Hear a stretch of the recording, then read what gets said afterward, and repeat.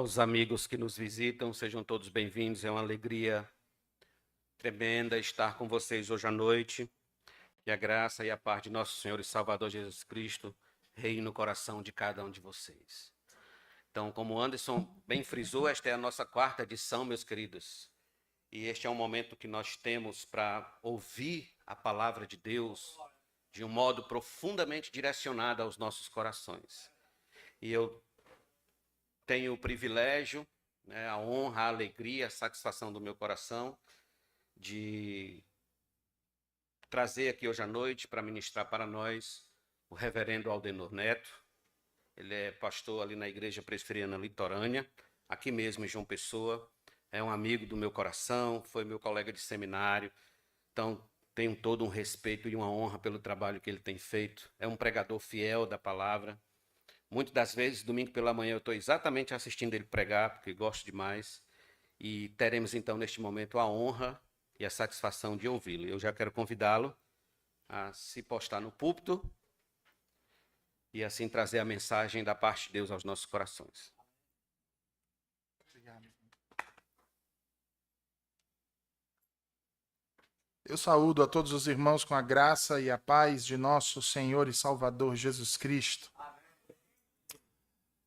Meus irmãos, para mim é uma alegria dobrada, né? A segunda vez que eu venho nessa igreja, estou há 2 anos morando aqui em João Pessoa. Quando mudei para cá, já sabia que tinha tinha 2 irmãos e amigos muito queridos que moravam aqui. Quando eu cheguei aqui, um foi embora, que foi o pastor Neto, que eu também sou neto, né? Então, ele é o Antônio Neto e eu o Aldenor Neto. Mas tinha ficado o pastor David, né? Então, 2 anos aqui, morando em João Pessoa com a minha família, e pela segunda vez eu volto a essa igreja, junto dos irmãos, a este púlpito. Então, para mim é uma honra ainda maior e uma alegria ainda maior, meu irmão, poder estar hoje aqui com você e com os demais irmãos que aqui se encontram. Então, meus queridos, vamos abrir novamente a palavra de Deus no texto que é base, né, para esse evento dessa noite e que foi lido no início, e eu quero convidar os irmãos a tomar a escritura e novamente lermos o texto dessa noite.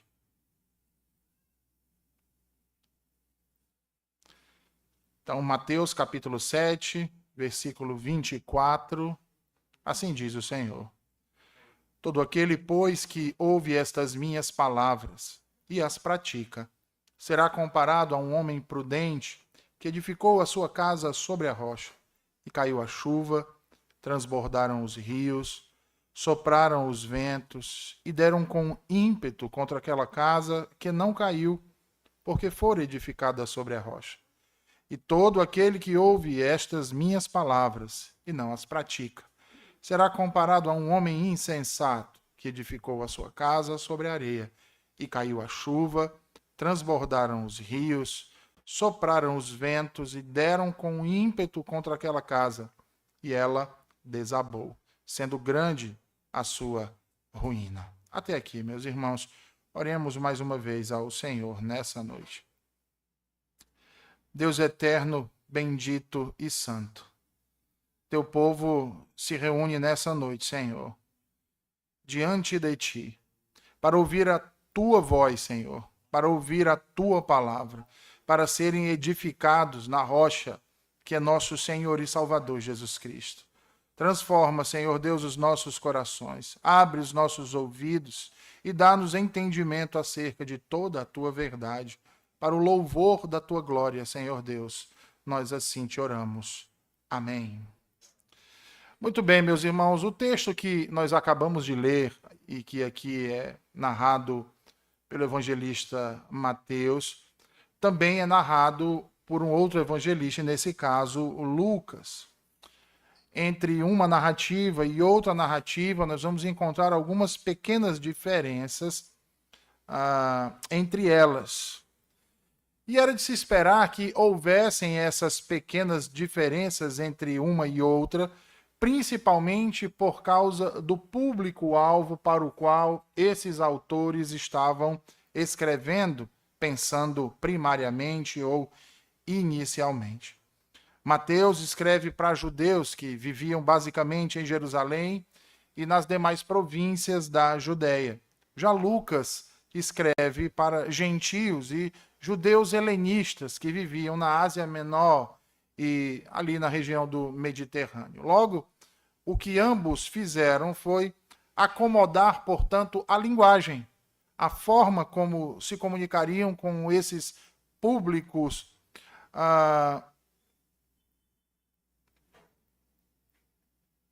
no tocante à sua forma, principalmente naquilo que dizia respeito à maneira como uma casa era então edificada de acordo com cada região. Acomodação essa que não altera ou modifica o sentido da mensagem central que Jesus procura, irmãos, transmitir aqui nesse texto que nós acabamos de ler. A pergunta que surge a partir disso, então, para nós hoje aqui é: que mensagem era essa que Jesus estava querendo transmitir a partir destas palavras? Quem, de fato, pertence ao reino dos céus? Ou quem, de fato, trabalha para o reino dos céus? Sendo assim, notem, irmãos, que 2 homens são mencionados nessa parábola. Esses 2 homens são descritos aqui como sendo construtores distintos entre si. Ambos são construtores e ambos estão edificando, ou melhor, construindo uma casa. E é preciso que nós, hoje aqui, para entendermos melhor o que está sendo dito, tenhamos o conhecimento que se tinham as pessoas, o público-alvo que leu esse evangelho primeiramente, que recebeu. Qual era o entendimento de casa lá no primeiro século? Né? As casas de que Jesus fala não eram construídas de forma tão sólida, por exemplo, como as que são feitas em nossos dias. Né? As casas hoje, nos nossos dias, são feitas de maneira muito sólida. Se cava o alicerce, se estabelece então os tijolos com cimento, se não for isso é concreto e etc. Naquele tempo não era bem assim que se construíam as casas. Para você ter uma ideia, a maioria das casas daquele período facilmente poderiam ser invadidas por ladrões. O teto era feito de terra e palha, né? Então facilmente podia ser aberto. É por isso que quando dessem aquele aleijado para que Jesus então o curassem pelo telhado, foi muito fácil retirar a coberta e descer ele. Logo, tudo dependia, portanto, da solidez de uma casa, do seu alicerce. O alicerce era então o que sustentava a casa de pé ou a fazia ruir completamente. Sendo assim, então, observe aí no texto que Jesus prossegue e diz que há 2 casas. E sobre essas 2 casas desce a chuva, correm rios, sopram ventos que combatem contra aquelas casas. Uma das casas não cai. Essa é a casa cujos alicerces estavam firmados numa rocha. Entretanto, a outra casa de Jesus, as mesmas intempéries vieram sobre ela. Desceu a chuva, correram os rios, os ventos sopraram fortes contra aquela casa e ela não resistiu. Ela desabou e Jesus diz que grande foi a sua queda. Observem, irmãos, que essas palavras de Jesus aqui são palavras metafóricas. Jesus está trazendo uma imagem, Jesus está comunicando verdades por meio de histórias de fácil entendimento e que eram do cotidiano daqueles homens. Logo, os elementos que compõem esta história apontam para grandes realidades. E que realidades então são essas? Ora, em primeiro lugar, percebam que Jesus inicia a parábola falando de 2 homens. não são 3, não são 5, não são 4 homens ditos aqui, mas apenas 2. E isso serve para mostrar que há apenas 2 tipos de homem no mundo. Jesus está querendo mostrar que há apenas 2 realidades, há apenas 2 caminhos, há apenas 2 modos, irmãos, de nós vivermos. Assim como também há apenas 2 portas, há apenas 2 reinos. E nenhum outro. E nenhum outro. Logo, há somente 2 classes de seres humanos que se distinguem entre si. E que, como diria um erudito do passado, Cornelius Van Til, são ou cumpridores da aliança ou quebradores da aliança. Logo, irmãos, observem que nessa parábola Jesus diz que ambos os homens ouvem as suas palavras, porém um as pratica, o outro não. Por isso ele chama um de prudente e o outro ele chama como, irmãos? Insensato. O homem prudente, ele age com sabedoria. E aqui eu quero chamar a sua atenção, meu irmão, para saber distinguir entre sabedoria e conhecimento. Muitos podem ter muito conhecimento, mas não saber como aplicar esse conhecimento. Não tem sabedoria. Outros podem não ter tanto conhecimento, mas são sábios. Sabem vivenciar o conhecimento que adquiriram, seja ele pouco ou não. Então, o homem prudente, ele é sábio, Jesus diz. Logo, é alguém que tem entendimento da realidade. Ele não apenas tem conhecimento. Ele tem entendimento acerca do que é correto, acerca do que é justo, acerca do que é bom. Esse é o que procura guardar a aliança, que procura guardar a palavra de Deus. Ele ouve a palavra e sabe, ele entende que é um tesouro precioso. Igual no mundo não há. Mas vejam o outro homem, irmãos, porque eles estão sendo contrapostos aqui. O outro homem é oposto ao primeiro. Jesus o chama de insensato, ou seja, é alguém que é desprovido de sabedoria. É alguém que não tem sabedoria. Alguém que não tem discernimento acerca da realidade. Ele é tolo. E como um tolo, ele age impulsivamente. Ele se deixa levar pelos seus sentimentos. Ele é aquele cara que, se estiver tudo muito bem, ele quer permanecer naquele estado. Se estiver tudo muito mal, ele se ira facilmente. Ele não pensa antes de agir. Ele age de acordo com o seu coração. E esse, de acordo com a sua vontade. E esse é aquele quebrador do pacto. Então veja, ele também ouve o que Jesus diz. Mas o que ele faz? Ele ignora as suas palavras. Ignora as suas palavras. Por quê, irmãos? Um dos maiores motivos que faz muitos homens ignorarem as palavras de Jesus, irmãos, é o orgulho, a soberba. Ele escuta o que Jesus diz e ele diz assim: olha, isso é bonito, isso é importante. Eu sei disso, mas eu sei também que Jesus diz, faz assim. Aí ele diz, não, desse jeito para mim não dá, eu prefiro fazer desse outro. Entendem, irmãos? Ele ouve o que Jesus diz, mas ele não obedece. Ele não as pratica. Vejam que ambos os homens, além de terem em comum o fato de ambos ouvirem a palavra de Deus, têm ainda em comum o fato de ambos procurarem construir ou edificar uma casa para si. Percebam que a ação de construir aqui está apontando, portanto, para a vida. E se está apontando para a vida, diz respeito à vida vivida de cada um de nós.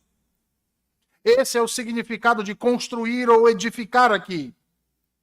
A casa é o ser humano que, ao longo de sua vida, vai acumulando os tijolos que serão utilizados na construção dessa casa. E estes tijolos são feitos a partir do que o homem deseja, daquilo que o homem pensa, daquilo que o homem fala e principalmente daquilo que o homem faz. Daquilo que ele sente, irmãos. E, meus irmãos, na vida que vivemos, tudo que desejamos ou ambicionamos ter, tudo o que pensamos, falamos e fazemos, é como se fossem cada um daqueles tijolos que estão a construir a casa, que serão utilizados na edificação dessa casa. Percebam que de nada adianta termos os desejos, a ambição, os nossos pensamentos, as palavras, as ações consideradas como boas, se essas não estiverem edificadas em firme fundamento. Eu posso tomar qualquer uma das filosofias que há pelo mundo para guiar a minha vida. Como nesses últimos dias muitos têm procurado abraçar com força o estoicismo. Eu posso dizer, eu creio que a boa filosofia de vida é como os estoicos ensinaram. Eu creio que a boa filosofia da vida para ser vivida e ser vivida com abundância é como os liberais ensinam. Eu posso abraçar tudo isso, irmãos. Mas será que essas coisas poderão me dar firme fundamento? Eu tenho 2 faculdades, eu tenho 3 pós-graduações, eu tenho mestrado, doutorado e agora estou fazendo um pós-doutorado. Você não pode vir me dizer como eu devo viver. Você é só um pastor, proclamando as palavras de um carpinteiro.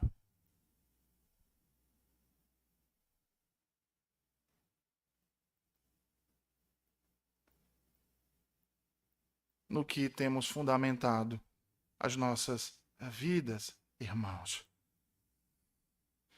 Veja que o Senhor Jesus fala de um firme fundamento, para que em meio às intempéries que vão sobrevir sobre essa casa, para que ela permaneça de pé, é necessário então que o seu alicerce esteja firmado numa rocha.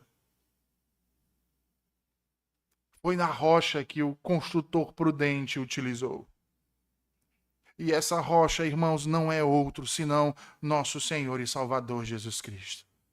A rocha aqui no texto diz respeito ao próprio Cristo, a sua palavra, o seu evangelho. Se toda a nossa vida estiver alicerçada sobre Cristo, e quando eu digo a nossa vida, eu estou falando todo o nosso ser, irmãos, porque nós somos seres humanos constituídos de matéria e espírito. Se a nossa razão estiver solidificada sobre essa rocha que é Jesus, se as nossas emoções estiverem solidificadas sobre essa rocha que é Jesus, se a nossa vontade estiver solidificada sobre essa rocha que é Jesus, virão qualquer tipo de intempérie sobre nós e nós permaneceremos de pé, porque estaremos alicerçados no firme fundamento.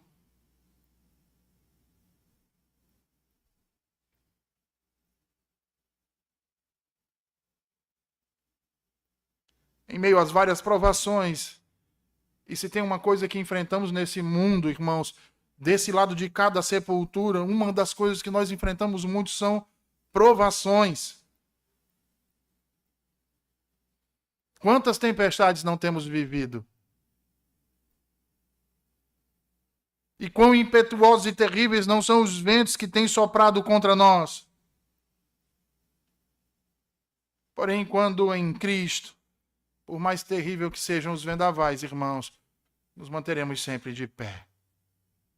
Por outro lado, quanto mais o ignoramos, quanto mais fugimos, quanto mais adiamos de pôr em prática tudo aquilo que temos ouvido de Jesus, nos tornamos suscetíveis a essas intempéries, provas e dificuldades. De modo que quando elas sobrevêm, não há quem consiga ficar de pé, por mais que se esforce. é como um homem insensato que falou Jesus, que pensou que o sol jamais deixaria de brilhar sobre a sua cabeça, que achou que estava vivendo o melhor tempo de sua vida, que nada mais poderia lhe sobrevir de ruim, pois tudo havia, ou melhor, estava sendo feito de acordo com a sua vontade, o seu entendimento, as suas convicções. Pensou estar vivendo o melhor tempo de sua vida. Deus então olha para esse homem cheio de soberba e insensatez e o faz enxergar a calamidade que encontrava a sua vida. Jesus diz: e desceu a chuva, e correram os rios, e sopraram os ventos, e combateram contra aquela casa, e caiu. E foi grande a sua queda. Porque é assim que acontece, irmãos. Quando nossas vidas estão alicerçadas em outras coisas que não Cristo e sua palavra. É isso que acontece. Não somos capazes de resistir às provações. Não somos capazes de nos manter de pé quando as intempéries vêm sobre nós. E eis aqui o alerta de Jesus para o perigo dessa autoilusão. A advertência que Jesus faz aqui nesta parábola, se você observar, é uma continuidade das anteriores que vinha fazendo acerca do perigo da desobediência e do descontentamento para com o Evangelho. Ouvir a palavra sem querer colocá-la em prática. Ouvir o Evangelho, mas sem querer viver o Evangelho. Olhar para a cruz, sem querer carregar a própria cruz. E vejam, irmãos, que as Escrituras estão repletas de advertências acerca desse perigo e que encontramos retratado aqui, dito de uma maneira mais atrativa, na grandeza da queda da casa que fora construída sobre a areia.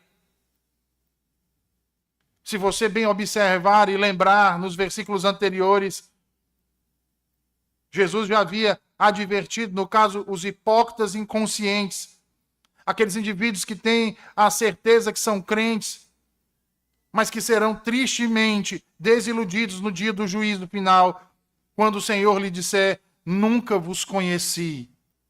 Apartai-vos de mim, os que praticais a iniquidade. E esse é o mesmo tema, irmãos, mas com uma lição adicional. E que lição adicional seriam essa? Vejam, se você observar os primeiros versículos de 15 a 20, Jesus falou acerca dos profetas falsos e nos advertiu contra o perigo de nos deixarmos iludir pelas aparências. Indivíduos agradáveis, gente boa, que se aproximam de nós, disfarçados em peles de ovelhas, mas que internamente são lobos devoradores. Quão facilmente podemos ser enganados por tais indivíduos, por sermos tão superficiais em nossos juízos. De certa feita, Jesus ensinou: não julgueis segundo a aparência, e sim pela reta justiça. E só há um tipo de reta justiça, e esta procede de Deus e de ninguém mais, irmãos. Assim, Jesus também disse que Deus não julga segundo as aparências, mas antes segundo o coração. Logo, essa é a primeira advertência. Não devemos supor que, estando do lado de fora dessas duas portas, qualquer homem que venha falar conosco, que se mostre afável e gentil e que pareça ser crente, necessariamente seja um crente. Não devemos julgar as pessoas conforme as aparências, mas devemos aplicar um outro teste. Não pelas aparências, mas pelos frutos. Não pelas folhas, mas por aquilo que ele dá.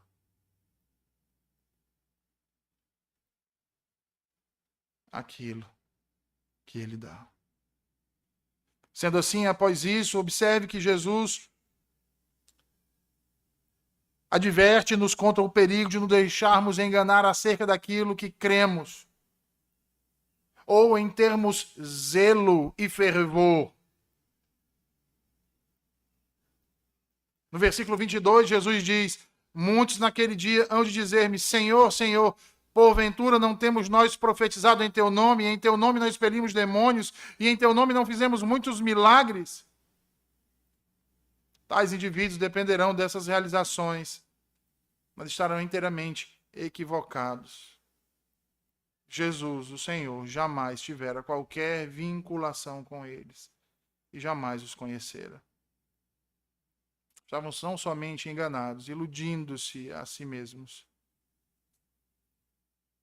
Por fim, então, Jesus nos adverte, irmãos, a respeito do perigo de buscarmos e desejarmos somente os benefícios e as bênçãos da salvação para, em seguida, repousarmos na aparente possessão deles.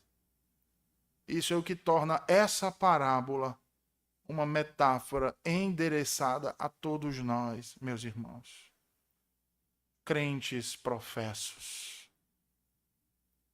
Ela não foi dirigida a indivíduos que não têm qualquer interesse pelo reino de Deus. Ela foi dirigida a pessoas que estão de ouvidos atentos, que gostam de ouvir instruções referentes ao reino. Foram endereçadas a pessoas que se dizem cristãs, como eu e vocês, independente se são membros desta igreja ou de outra igreja. Aqueles que reivindicam o nome de cristão, que professam o discipulado cristão e que buscam os benefícios e as bênçãos da salvação. Tudo, irmãos, nessa última parte do Sermão do Monte, enfatiza essa particularidade e podemos notar, uma vez mais, que o seu propósito foi o de nos mostrar a diferença entre a verdadeira e a falsa profissão de fé, entre aqueles que de fato têm entrado no reino de Deus, dos que têm se distanciado dele, entre o crente genuíno e o crente aparente, entre aqueles que verdadeiramente nasceram do alto, e que, portanto, podem ser chamados de filhos de Deus, e os indivíduos que apenas pensam que são. Há quem ache e defenda que Jesus estaria aqui defendendo uma doutrina das obras como o meio pelo qual a salvação é alcançada. Isso certamente é um absurdo. Porque o próprio argumento da parábola é que o fundamento da felicidade eterna do homem não deve ser buscado no próprio homem. Ora, irmãos, um foi edificado na rocha e o outro foi edificado aonde? A casa? Na areia.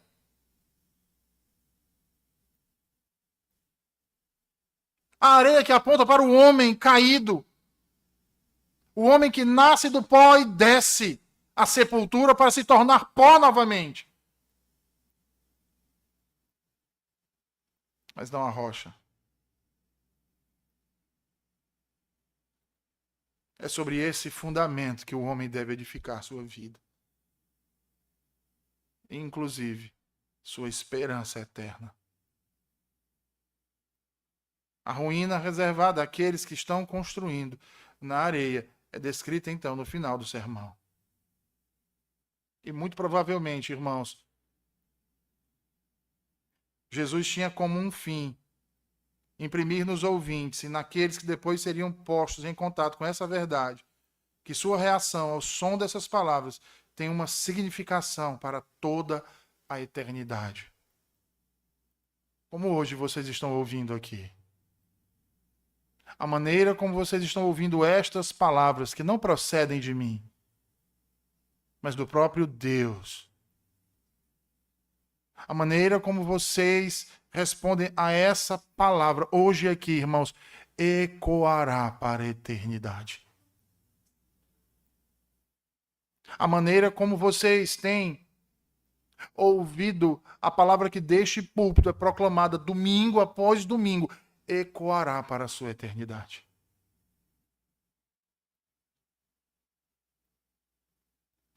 Ecoará.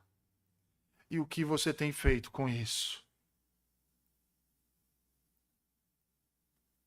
Veja, Jesus diz que nós deveríamos nos preocupar em acumular tesouros, mas não que a traça e a ferrugem podem corroer. Mas um que é superior a todos esses. Pois eis aqui, irmãos, um tesouro para nós, pecadores. melhor do que todo o ouro deste mundo e que toda a prata. Porque todo o ouro deste mundo, toda a prata desse mundo, não podem lhe dar vida. Todavia, essa palavra nos dá não apenas vida hoje, mas eterna. Eterna.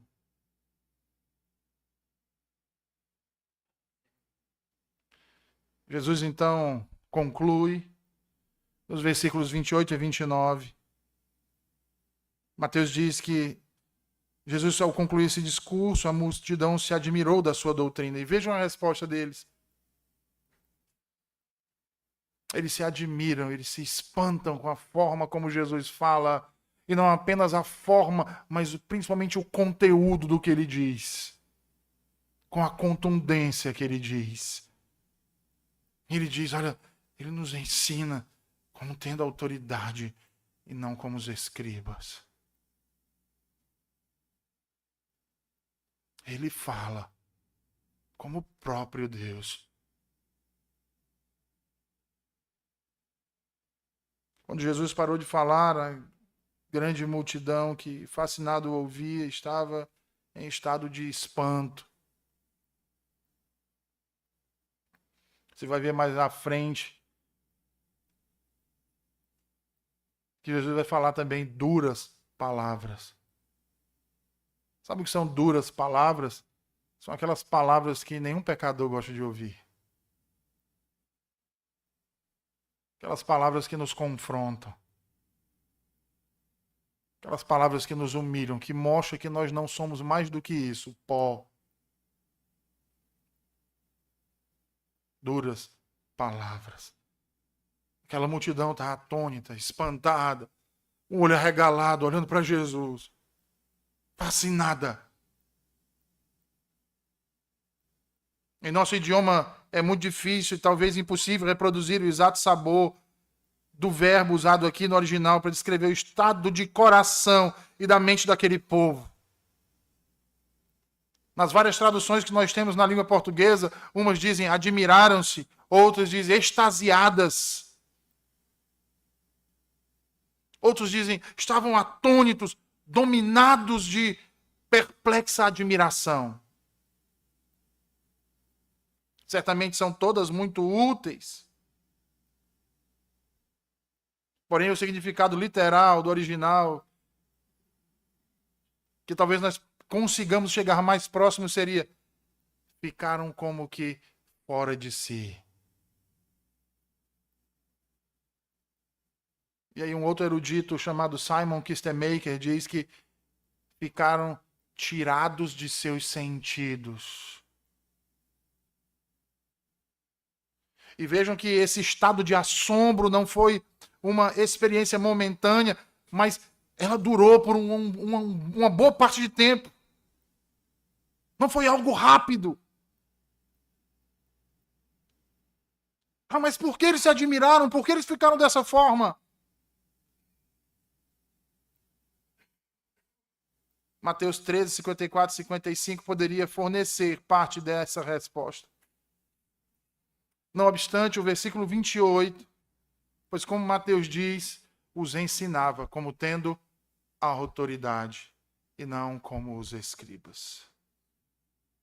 Ah, irmãos, ele os ensinava diferente dos escribas. Sabe por quê? Porque, em primeiro lugar, ele falava a verdade. O arrazoado, corrupto e evasivo caracterizava os sermões de muitos dos escribas, não de Jesus. Em segundo lugar, ele apresentava assuntos de grande relevância, questões de vida e morte, questões sobre a eternidade. Já os escribas, com frequência, gastavam seu tempo em coisas triviais, em discursos motivacionais.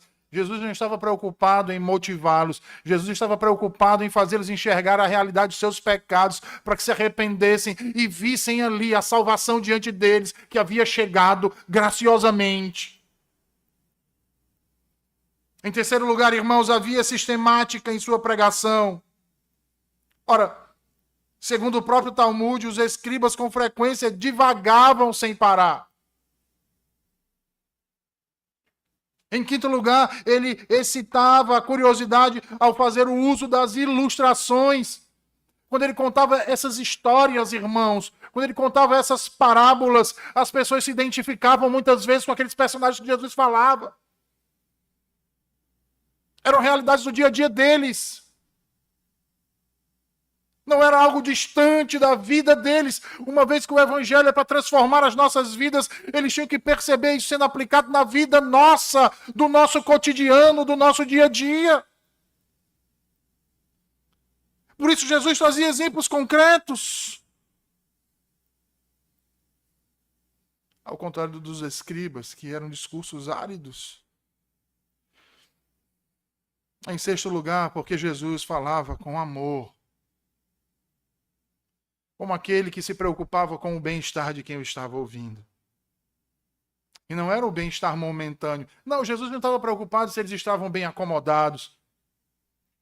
Jesus não estava tão preocupado assim quando falava a eles se eles estavam famintos ou não. Porque Jesus se preocupava com eles não só no agora, Jesus se preocupava com eles também no amanhã, em toda a eternidade. E por isso, constantemente, ele apontava para o Pai e o seu amor. Já por parte dos escribas, a falta de amor nos seus discursos era evidente em passagens como o capítulo 23 de Mateus, Marcos 12.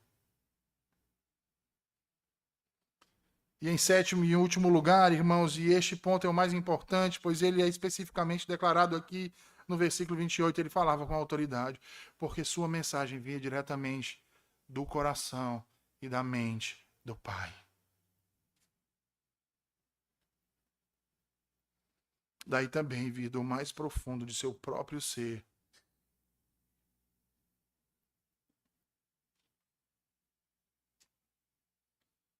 Enquanto os escribas extraíam seus ensinos de fontes falíveis, citando um escriba atrás do outro, tentando tirar água de cisternas rotas. Jesus, no entanto, extraía de si mesmo. Porque da fonte a qual ele puxava a água era uma fonte de águas vivas, da qual todo aquele que bebe jamais sente sede. Quantas verdades numa história de uma casa. Aliás, duas casas. Uma firmada na rocha, outra firmada na areia. Uma resiste a tudo e vence gloriosa, permanece de pé. A outra sucumbe de modo devastador. Onde temos alicerçado o nosso coração, irmãos? Hoje você que me ouve aqui, onde tem alicerçado o seu coração?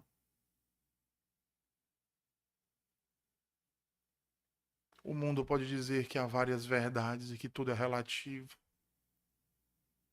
Todavia, o Senhor diz: há somente um que é Deus. Há somente um que é justo e verdadeiramente bom, e esse é Deus. E há somente uma verdade, a verdade que procede da boca de Deus, que nos foi revelada nas palavras destes 66 livros que compõem o Antigo e o Novo Testamento, dessas Bíblias que estão diante de vocês. Um tesouro que a maioria dos homens de nossos dias despreza, mas que para nós deve ter valor inestimável. Porque se o nosso coração estiver alicerçado nessa rocha, nada nos derrubará. permaneceremos firmes até o último dia. Até o último dia. E sabe o que receberemos nesse último dia? Uma coroa de glória. Que o Senhor aplique a sua palavra, irmãos, às nossas vidas. E façamos isso. Vivamos o Evangelho. Não apenas de ouvido, não apenas de boca, mas com todo o coração. Firmados na rocha, que é Jesus Cristo. Vamos orar? Senhor Deus, nós te rendemos graças por tua palavra. Por nos mostrar, Senhor Deus, que somente em ti podemos verdadeiramente prosperar, Senhor. E prosperar apenas não nesses dias, mas eternamente. Senhor Deus, nos sustenta com a tua palavra. Nos firma em Jesus Cristo, nosso Senhor bendito. E que nele, Senhor Deus, estejamos sempre abrigados e alicerçados. E que as nossas vidas sejam construídas a partir da sua palavra. Para o louvor da glória de Cristo Jesus. Nós assim te oramos, Senhor. Amém.